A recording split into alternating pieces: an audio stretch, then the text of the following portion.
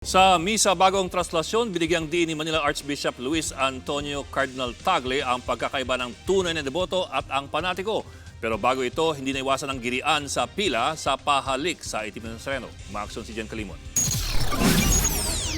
Umabot hanggang sa tapat ng bantayan ni Rizal ang pila sa pahalik sa Itim na Nazareno sa Quirino Grandstand kagabi. 5 ang linya sa hulihan pero nagiging 2 sa unahan. Hindi tuloy na iwasan ang siksikan at singitan. Kagaya kanina, nag-aaway na, yung iba umaalis na lang kasi wala. Pagsapit ng hating gabi, nagkaroon ng misa sa pangunguna ni Manila Archbishop Luis Antonio Cardinal Tagle.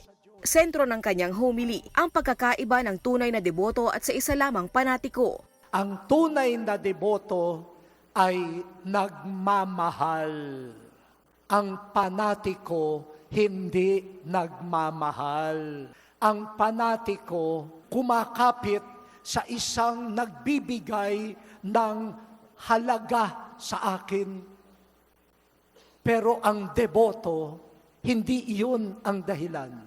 Devoted ka dahil mahal ko siya. Pagkatapos ng misa, nagkaroon pa ng halos 4 na oras na programa. Bahagi rito ang ilang artista. So in love ka ba?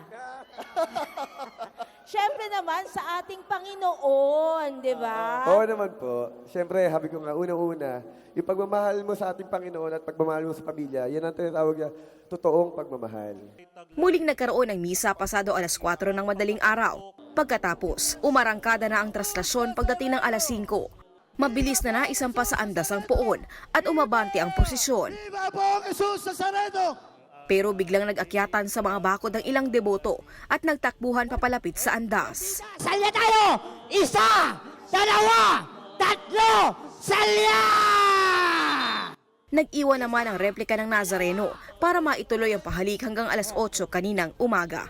Umaaksyon, Jen Calimon, News 5.